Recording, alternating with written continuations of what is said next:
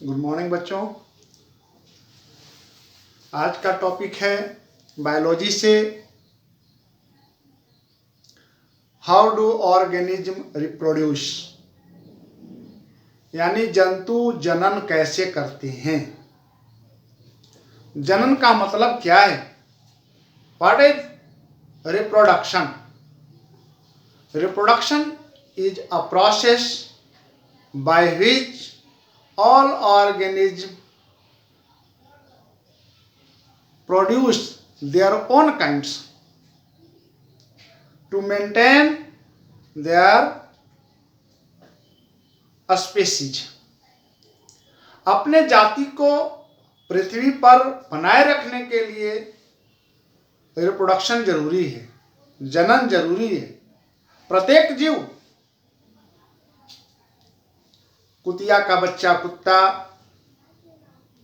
ठीक उसी प्रकार से आप देखते हैं बिल्ली का बच्चा बिल्ली, मनुष्य का बच्चा मनुष्य, गैया का बच्चा गाय की शक्ल में ही पैदा लेती है।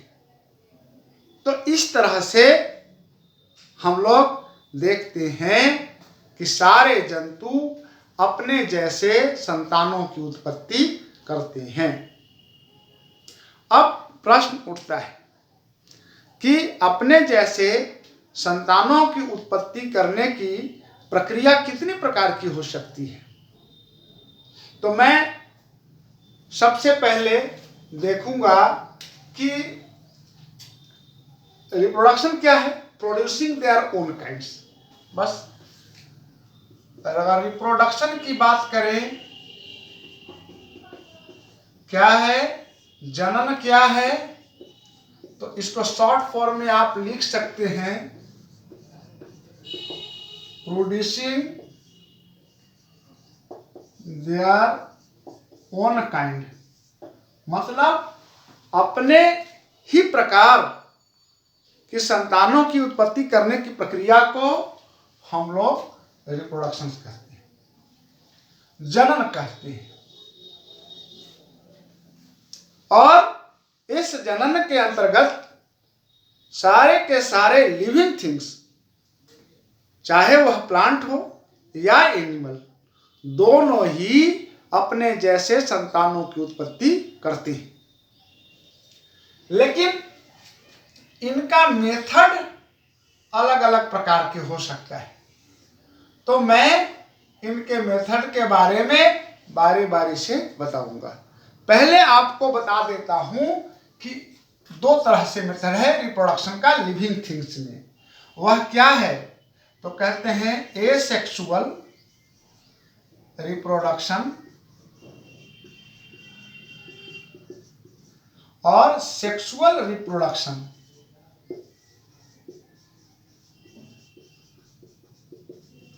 अगर हिंदी जानने की बात कीजिए, इसका हिंदी क्या होगा, तो इसको हम लोग कहते हैं अलैंगिक जनन, और इसको कहते हैं सेक्सुअल रिप्रोडक्शन को लैंगिक जनन कहते हैं। तो इस तरह से एसेक्सुअल और सेक्सुअल रिप्रोडक्शन। अब एसेक्सुअल और लैंगिक जनन क्या है?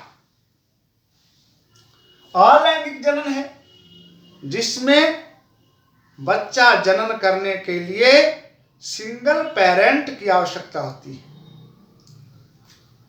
और दूसरे तरीके से हम कह सकते हैं कि there is no involvement of gametes और sex cells in asexual reproductions. दो गैमेट या गैमेट की मिलने की आवश्यकता नहीं होती, सेक्स सेल की मिलने की आवश्यकता नहीं होती एसेक्सुअल रिप्रोडक्शन में, अलैंगिक में। लेकिन सेक्सुअल रिप्रोडक्शन में दो प्रकार के gametes, male gametes and female gametes, जब आपस में मिलते हैं तब नए प्रकार की सेल की उत्पत्ति होती है, और इस तरह से जो जनन होता है उसको हम लोग सेक्सुअल रिप्रोडक्शन कहते हैं। तो हम लिख सकते हैं कि एसेक्सुअल रिप्रोडक्शन का अगर हम डिफिनीशन लिखना चाहें तो लिखेंगे कि a process in which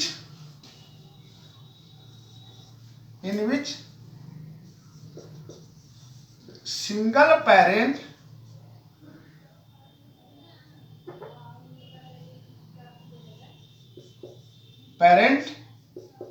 is required for reproduction, for producing their own kind.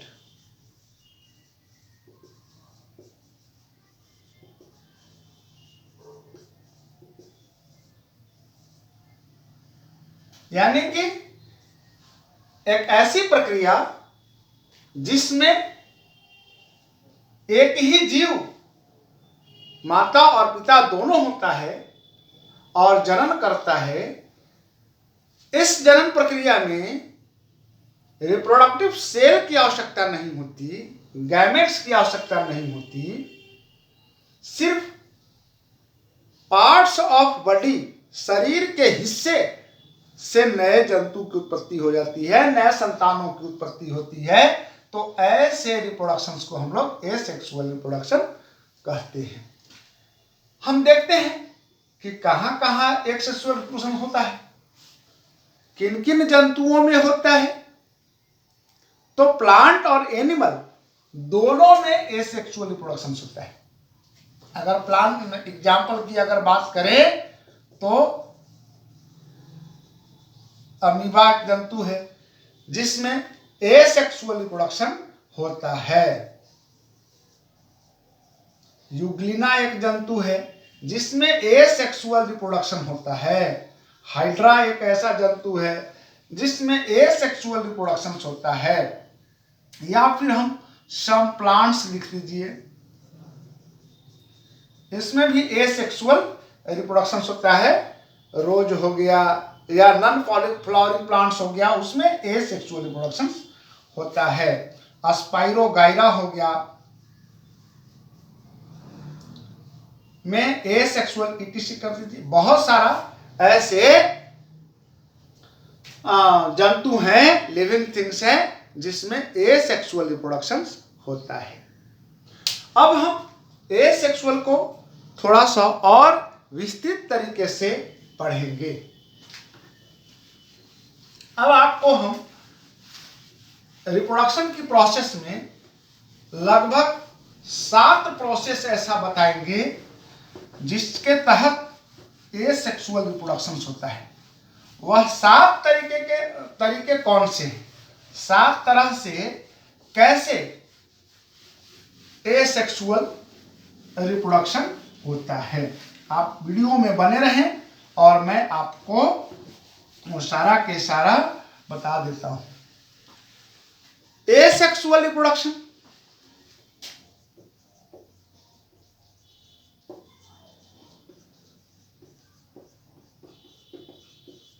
Asexual reproduction का कौन कौन सा प्रोसेस है। अलैंगिक जनन, जनन का कौन कौन सा प्रोसेस है और किन किन जंतुओं में अलैंगिक जनन होता है। तो पहला मेथड हम देखते हैं कि वह पहला मेथड, उसको हम लोग कहते हैं फीजन मेथड। इसको हम लोग हिंदी में कहते हैं विखंडन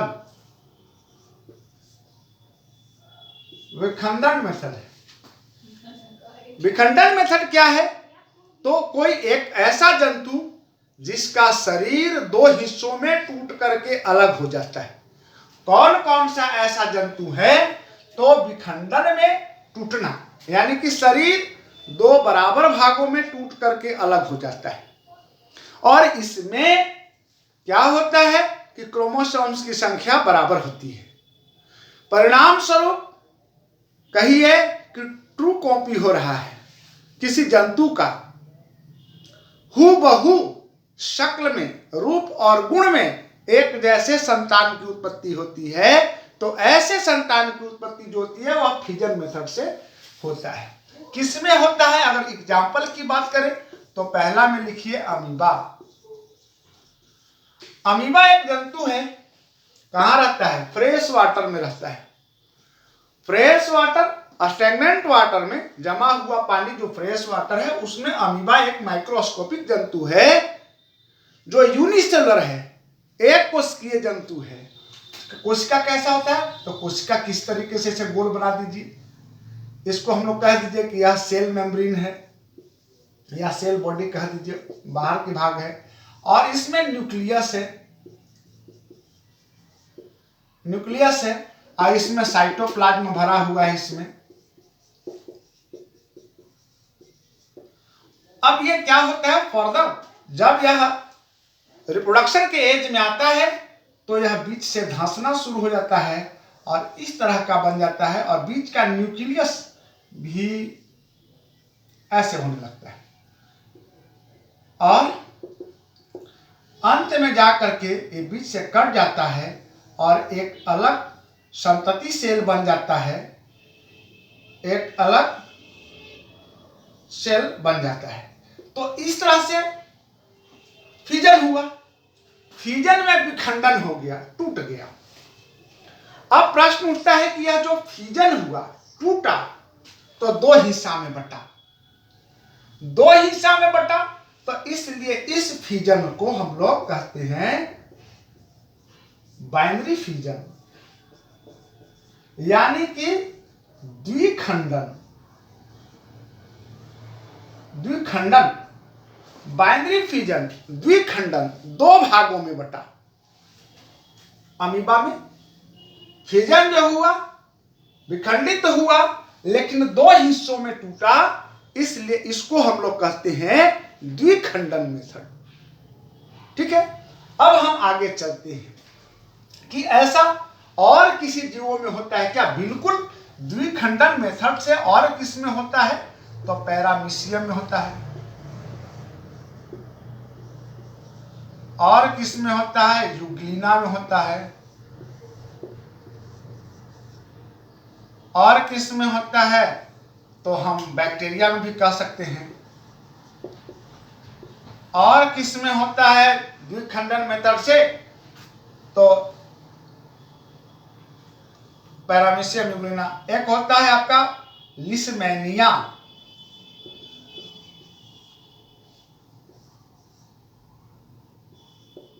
लिसमैनिया डोनोवैनी। लिसमैनिया है, काला जार का परजीवी है, ये हमारे शरीर में प्रवेश कर जाता है तो हमें काला जार हो जाता है। बैक्टीरिया, विविध प्रकार के बैक्टीरिया है। यूग्लिना भी एक यूनिसेलुलर ऑर्गेनिज्म है। ये सब कैसे बढ़ते हैं? तो बाइनरी फिजन से, है ना। पैरामीशियम का फिगर आपको मैं बता दूं कि पैरामीशियम कैसे होता है।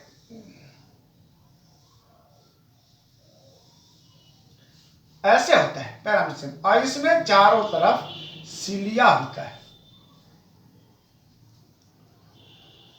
न्यूक्लियस है। यह टूट करके दो भागों में बढ़ जाता है, बीच से कट जाता है, और कट करके यह दो भागों में बढ़ जाता है। यूग्लिना की अगर बात करें कि यूग्लिना का फिगर कैसा होगा, तो मैं इसको साफ कर देता हूं अमीबा का, और यूग्लिना बता देता हूं। यूग्लिना कैसा होता है? तो यूग्लिना होता है,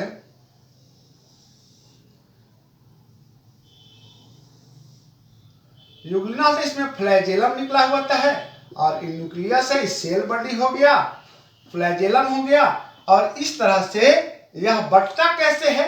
तो यह बढ़ जाता है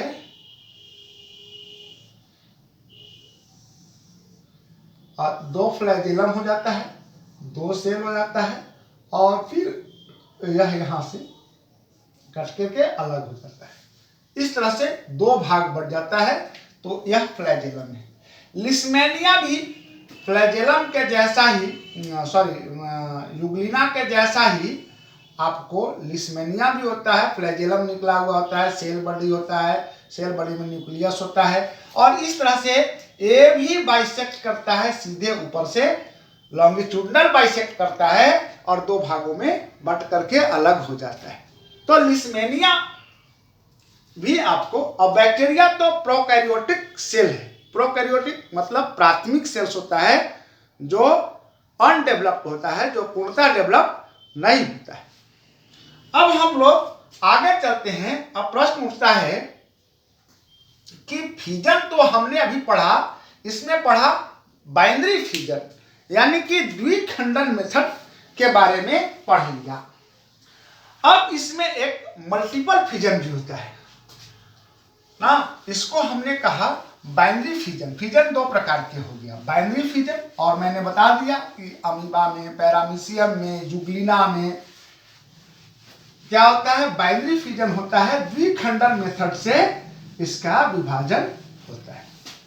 तो मैंने फिजन को कहा कि दो भाग में होगा, इसमें बाइनरी फिजन में, और अब मल्टीपल फिजन में। मल्टीपल जो फिजन है एक इसमें होता है तो प्लाज्मोडियम में होता है।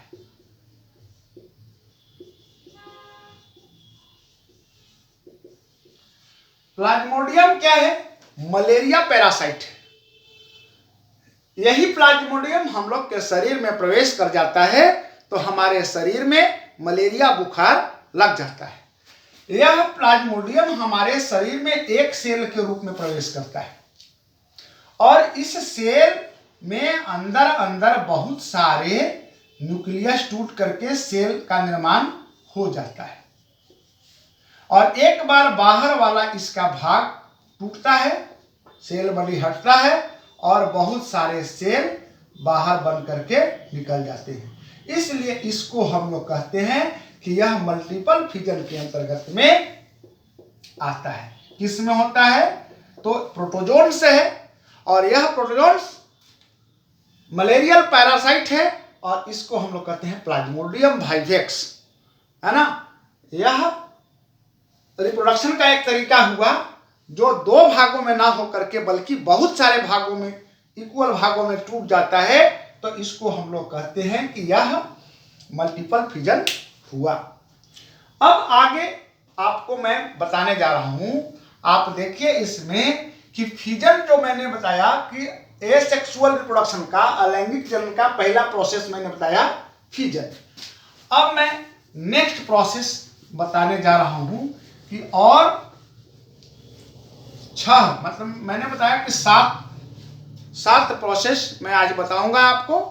तो पहला प्रोसेस बता दिया और दूसरा प्रोसेस मैं बताने जा रहा हूं कि दूसरा क्या है। दूसरा को हम लोग कहते हैं बडिंग। बडिंग को कहते हैं मुकुलन, हिंदी में मुकुलन प्रोसेस है बडिंग। ये बडिंग कैसा प्रोसेस है, मुकुल। किसी भी, मैंने कहा कि एसेक्सुअल रिप्रोडक्शन में क्या होता है, शरीर के पार्ट्स से ही नए प्रकार की जीव की उत्पत्ति होती है। तो मुकुलन की अगर हम बात करें तो मुकुलन बर्ड निकल करके होता है, और बर्ड निकलता है तो एक मल्टी सेलर ऑर्गेनिज्म है हाइड्रा। एक मल्टी सेलर ऑर्गेनिज्म है हाइड्रा, और इसके शरीर से बर्ड निकलता है, ठीक है। ये इसका सेल बॉडी हो गया। ये मल्टी सेलर ऑर्गेनिज्म है, इसमें टेंटिकल्स लगे हुए हैं, और यह इसके टेंटिकल्स है। इसमें भी मुंह बन गया है, इसका टेंटिकल्स निकलना शुरू हो गया है। फिर अगर हम बात करें कि ये माउथ है इसका,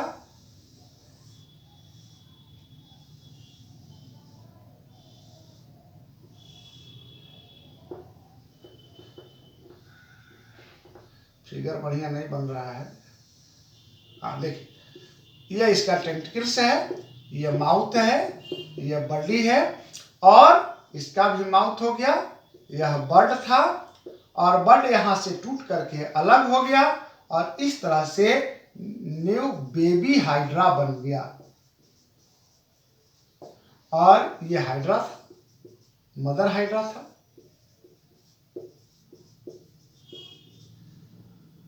ये मदर हाइड्रा था, और मदर हाइड्रा से बर्ड बन करके, बर्ड माने ये बर्ड, इसको कह सकते हैं कि यह बर्ड था। तो बर्ड कली बन करके और फिर टूट करके अलग हो गया, इसलिए यह न्यू हाइड्रा के जनन में बड के माध्यम से हुआ, कलिका के माध्यम से हुआ। इसलिए इसको हम, इस प्रोसेस को, रिप्रोडक्शन के प्रोसेस को हम लोग कहते हैं कि यह बडिंग, मुकुलन है। एक और प्रोसेस हम देखते हैं, यह तो मल्टी सेलर ऑर्गेनिज्म है। एक यूनिसेलर नॉन ग्रीन प्लांट्स है जो फंगी के अंतर्गत में, फंगस के अंतर्गत में आता है। उसको हम लोग कहते हैं ईस्ट। ईस्ट क्या होता है? एक सेल है और इसके सेल में से बड निकला, बड निकलते चला गया और यह जब बड टूटता है तो नए प्रकार के सेल की उत्पत्ति, नए प्रकार के जीव बन जाते हैं, नॉन ग्रीन प्लांट बन जाता है, उसको ईस्ट कहते हैं। तो आपने देखा कि यह जो बडिंग का प्रोसेस है वह दो जंतुओं में, यह मल्टी सेलर ऑर्गेनिज्म है हाइड्रा, और यह यूनिसेलर नॉन ग्रीन प्लांट्स है, यह ईस्ट। तो ईस्ट और हाइड्रा में बडिंग प्रोसेस से रिप्रोडक्शन होता है, जिसमें मैंने बताया कि एसेक्सुअल मेथड काहे है भाई, अलैंगिक जन्म काहे है? तो क्योंकि इसमें किसी गैमेट्स की आवश्यकता नहीं है, बस एक माँ थी और बेटा जन्म ले लिया, एक माता बेटा जन्म ले लिया, पिता की आवश्यकता नहीं है। तो ठीक इसी प्रकार से अब मैं नेक्स्ट प्रोसेस आपको बताने जा रहा हूं। बडिंग हो गया। अब बडिंग के बाद हम लोग पढ़ेंगे तीसरा नंबर पर स्पोर फॉर्मेशन।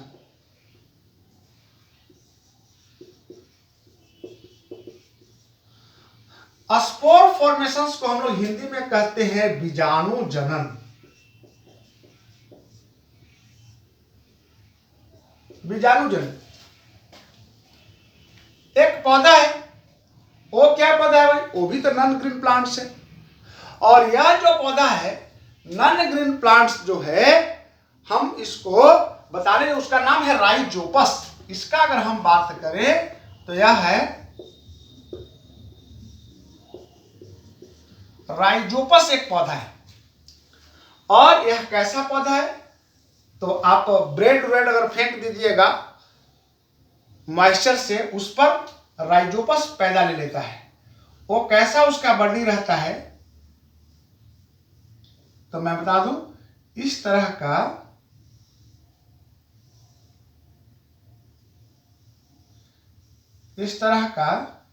उसका बॉडी रहता है, या स्टेम हो गया उसका।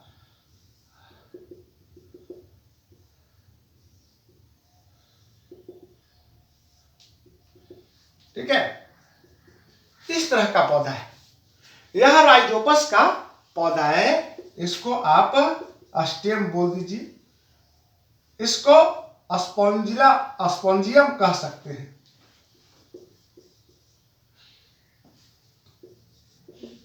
स्पॉन्जियम कह सकते हैं। इसमें अंदर जो है उसका नाम है स्पोर। तो इसको हम लोग देखते हैं कि इसमें आप देखिएगा कि ये जो पौधा है और ये जो स्टेम नीचे वाला जहां तक ज्वाइंट से, इसको हाइफा कह सकते हैं, इसको हाइफा बोल सकते हैं। अब यह राइजोपस करता क्या है? तो एक सेल है और इस सेल के अंतर्गत में छोटे छोटे रिप्रोडक्टिव यूनिट होते हैं। एक हार्ड सेल के अंतर्गत में छोटे छोटे रिप्रोडक्टिव यूनिट्स हैं और यह हार्ड सेल ऊपर से ब्रस्ट करता है या फूटता है और यह बाहर की ओर सब हवा में निकल पड़ते हैं, एयर में घूमते रहते हैं और फिर घूमते घूमते उन स्थानों पर चले जाते हैं जहां इनको फेवरेबल कंडीशन मिलता है और फिर से यह बड़े होते हैं और फिर से यह स्पॉन्जियम बनाते हैं और इस तरह से बना करके ये चले आते हैं कहाँ? चले आते हैं ब्रेड पर, आपको रोटी पर फेंके हुए भाग पर कवक कैसे उत्पन्न लेता है, इसको हम लोग सैप्रोफाइटिक प्लांट के अंतर्गत में रखते हैं। तो स्पोरेंजियम कहते हैं, SPORANGIUM, स्पोरेंजियम ही है। और इस तरह से आपका स्पोर फॉर्मेशन इसी को कहते हैं। स्पोर फॉर्मेशन के अंतर्गत में राइजोपस है। फिजन में मैंने कह दिया था आपको अमीबा है, प्लाज्मोडियम है, पैरामीशियम है, जुगलिना है, लिस्मेनिया है। बर्डिंग में मैंने कहा कि हाइड्रा है, ईस्ट है। स्पोर फॉर्मेशंस में मैंने कह दिया कि राइजोपस है। अब हम नेक्स्ट आपको बताने जा रहे हैं और आप अगला प्रक्रिया देखिए जिसके तहत एसेक्सुअल रिप्रोडक्शन होता है। और अगला प्रोसेस मैं बताने जा रहा हूं, उसमें हम देखेंगे कि अगला प्रोसेस क्या है रिप्रोडक्शन का। इसको हम लोग कहते हैं रीजेनरेशन। इसको कहते हैं पुनर्जनन।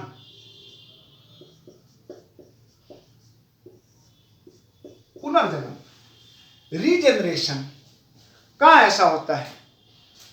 रीजेनरेट, री माने पुनः, जेनरेट माने उत्पत्ति लेना, फिर से, यानी कि शरीर का ऐसा भाग जिससे नए जीव की उत्पत्ति होती है। इसमें हाइड्रा को भी आप कह सकते हैं कि हाइड्रा, और एक और जंतु है प्लानेरिया। प्लानेरिया, हाइड्रा का फिगर मैं बता करके आपको दिखा दिया था।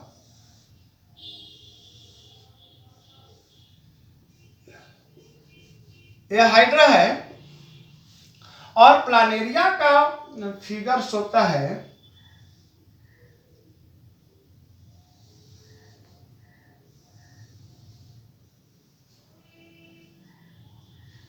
यह है प्लानेरिया। तो यह हाइड्रा, यह प्लानेरिया। रीजनरेशन मतलब क्या होता है कि शरीर का टुकड़ा टुकड़ा कर दीजिए, काट दीजिए इसको कई खंडों में, और प्रत्येक खंड फिर से हाइड्रा बन जाएगा। इसको हेड, थोरैक्स, एब्डोमेन, टेल में काट दीजिए, और प्रत्येक वन इसका 1 2 3 4 5 ये सारे के सारे पुनः प्लानेरिया के रूप में बन जाएंगे, रिकवर कर जाएंगे। यानी कि शरीर का प्रत्येक खंड अगर पुनः जन्म लेकर के नए जीव बन जाते हैं तो हम उसको कहते हैं रीजनरेशन, है ना। रीजनरेट कर गए, पुनः उत्पन्न ले लिए। हालांकि यह रीजनरेशन का प्रोसेस कई जगहों पर थोड़ा अलग अलग आपको दिखाई देगा। जैसे छिपकली का पूंछ अगर टूट जाता है तो पुनः छिपकली का पूंछ फिर से निकल आता है, वो रीजनरेट कर गया। लेकिन छिपकली का पूंछ आ जाता है और जो टूटा हुआ पूंछ है वो पुनः छिपकली नहीं बनता, तो उसमें थोड़ा सा अंतर है। रीजनरेशन के अंतर्गत हम लिजार्ड्स को रखते हैं। लेकिन ये जो आपका प्लानेरिया और हाइड्रा है, इसका टोटल भाग अगर काट दीजिएगा तो भी उससे वह पुनः जन्म लेकर के और नए जीव के रूप में उत्पत्ति ले लेता है। तो यह हो गया रीजनरेशन। अब हम आपको बताने जा रहे हैं पांचवा तरीका, कि पांचवा तरीका क्या है जन्म का, एसेक्सुअल रिप्रोडक्शन का पांचवा तरीका क्या है, इसको हम लोग देख लेते हैं।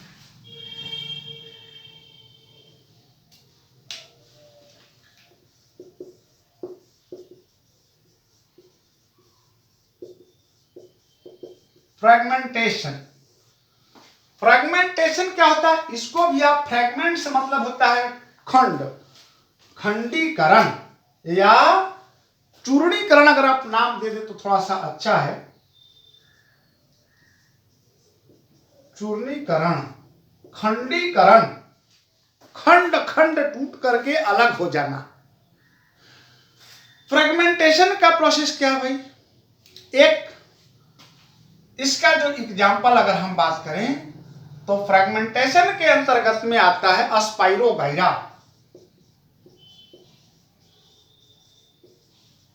स्पाइरोगाइरा का फिगर कैसा होता है?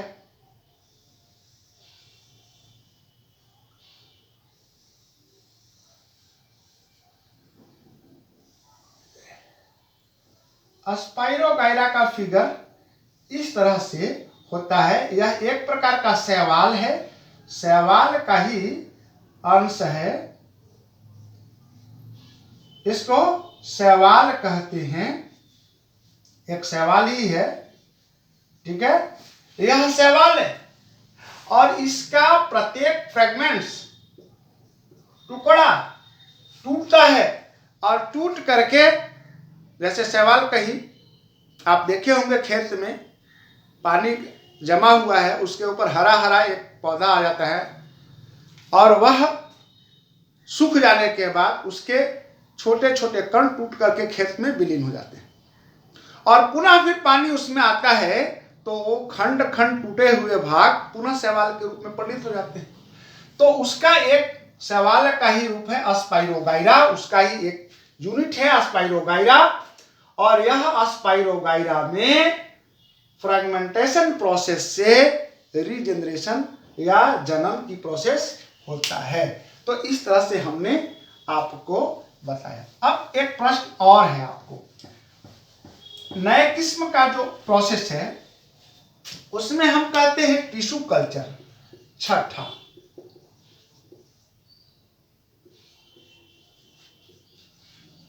टिश्यू कल्चर को हम लोग कहते हैं उत्तक संवर्धन।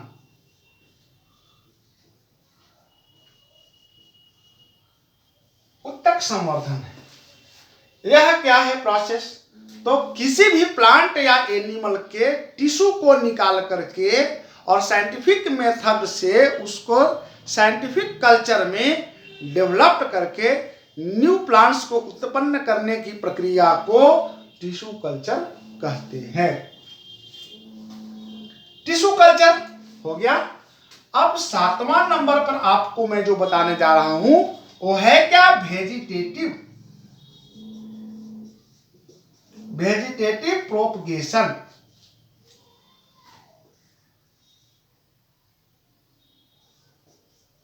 वेजिटेटिव प्रोपगेशन क्या है? इसको वेजिटेटिव प्रोपगेशन को हिंदी में क्या कहते हैं? इसको हम लोग कायिक जनन कहते हैं।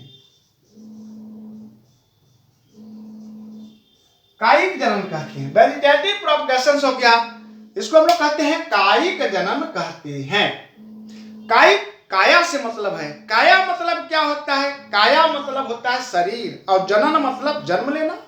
तो शरीर से जन्म लेता है तो उसको हम लोग वेजिटेटिव प्रोपगेशन। अब यहाँ वेजिटेटिव है, वेजिटेटिव माने वनस्पतियों में, पेड़ पौधों में हम अक्सर देखते हैं कि उनके शरीर से ही नए प्रकार के पौधों की उत्पत्ति हो जाती है। पहला तो नेचुरल मेथड से, नेचुरल मेथड से वेजिटेटिव प्रोपगेशन में पहला होता है रूट से नए प्रकार के पौधे जन्म लेते हैं। जैसे अगर बात करें कि रूट से किसको किस में जन्म लेता है तो स्वीट पोटैटो में। अगर स्टेम से बात करें तो इसमें हम लोग शुगर केन ले लीजिए, जिंजर ले लीजिए और इसमें एक और होता है लीफ। लीफ से भी नए प्रकार के पौधे जन्म लेते हैं। इसमें है ब्रायोफाइलम।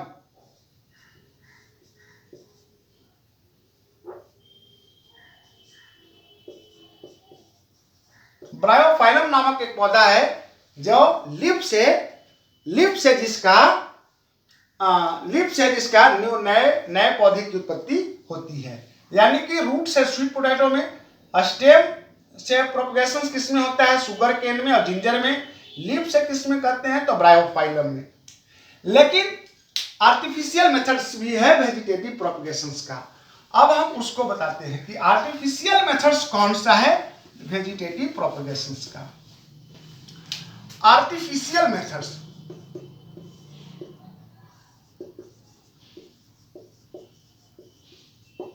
आर्टिफिशियल मेथड्स में पहला है आपका कटिंग।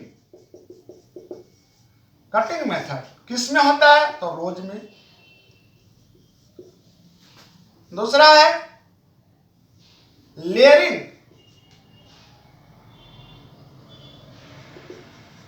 लेयरिंग मेथड्स किस में होता है? जैस्मिन में। जैस्मिन के पौधा में लेयरिंग मेथड से नए प्रकार के पौधे निकाल लेते हैं, इसमें कटिंग। और चौथा मेथड है ग्राफ्टिंग।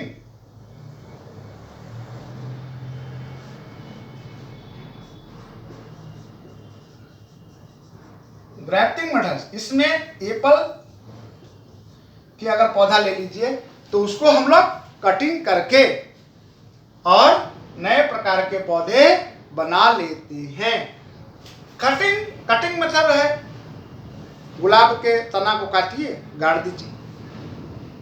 लेयरिंग मेथड है जैस्मिन के पौधा को तना को खींचिए, जमीन में दबा दीजिए, जड़ निकल जाएगा, इसके बाद काट करके उसको अलग कर लीजिए। और ग्राफ्टिंग मेथड क्या है भाई? तो ग्राफ्टिंग मेथड से एप्पल हो गया, मैरीगोल्ड गेंदा फूल है उसका पीला पौधा, पीला फूल का जड़, लाल फूल का तना, दोनों को साथ में जोड़ दीजिए काट करके। तो ऐसी प्रक्रिया से नए प्रकार के जो पौधे जन्म लेते हैं, इसको हम लोग कहते हैं ग्राफ्टिंग मेथड्स। तो इस तरह से हम आपको आज एसेक्सुअल रिप्रोडक्शन के संबंध में बता दिया। अब मैं आपको अगले वीडियो में सेक्सुअल रिप्रोडक्शन के बारे में बताऊंगा। तब तक के लिए धन्यवाद।